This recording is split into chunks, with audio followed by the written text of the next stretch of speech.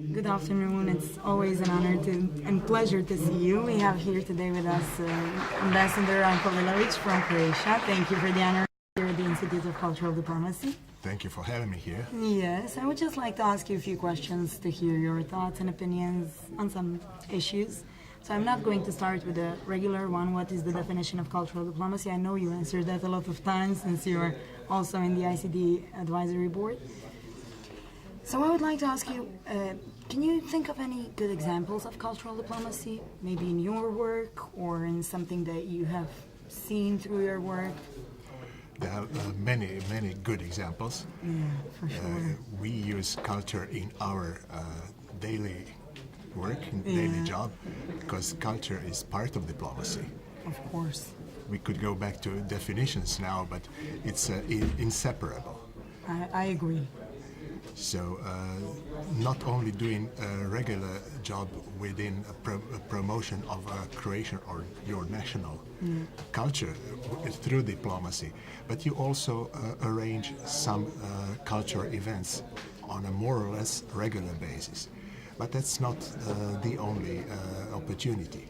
You promote your culture in everyday contexts. Yeah. You promote your culture, and culture is not only organizing exhibitions or concerts or similar events. Culture is presenting your country, its achievements beyond politics, beyond economy, although it's all interlinked, but promoting and presenting your country in the broadest sense.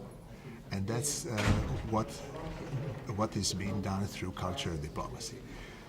I wouldn't say it any better, but I agree completely. Do you think that in today's time it's more in diplomatic sense, the strict diplomacy? Do they use culture now more than it used to be? Would you agree with that one? I think so.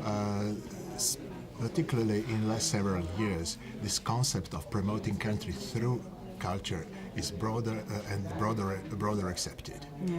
So you see a lot of events here in Berlin, but all around the world, culture events being organized or at least supported by embassies or by ministries of culture, yeah, or by ministries of foreign affairs, or all of them jointly. Just in recent several weeks, we had several wonderful concerts or exhibitions or cultural events connected with lectures on certain topic being organized by embassy of a certain country.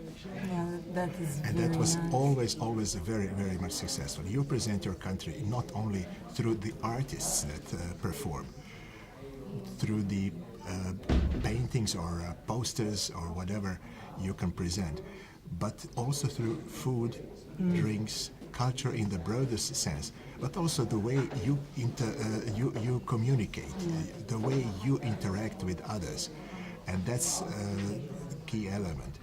Your culture, through you as a representative of a country, communicates with others, mingles, interferes, develops, and takes influences and influences others. Yeah. And that's the key element, because if cultures influence each other, it can only be positive. I would agree, yeah. And do you think that since today is much different than it used to be, there are many different ways of showing your culture, many different artists, many different genres that didn't used to be? I know you're a lover of the classic music, classic art, which is amazing. Not only, of course. But how do you think culture is used more or less now in today's time when there are more things to see, even if it's rap music or street art, and there are many different types of expressing culture, art? Definitely. Many countries, as a starting point, had presenting their traditional music or folk music. And that's the branding of the country. But that's not enough. You must go beyond that. You must show that your country is contemporary country, that you have all kinds of arts and cultures, modern, not non-traditional, so that you follow all the trends, that you are part of the mainstream. Yeah. And that's what we as Croatia are also trying to promote. For sure, because we have every part of Croatia is very different, even though it's such a small country. Yeah. That's the fish. richness. That's the richness, I would agree. An example, we will try to use the opportunity of having the opening day of the Football World Cup in Brazil here in Berlin.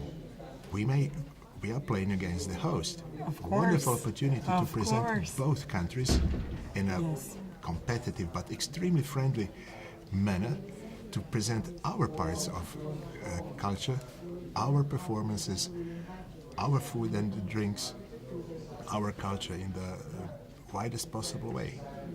Of course. And do you think that cultural diplomacy has, I would say that it has a big influence while doing any kinds of business, any kinds of arrangements between different cultures? Absolutely, absolutely.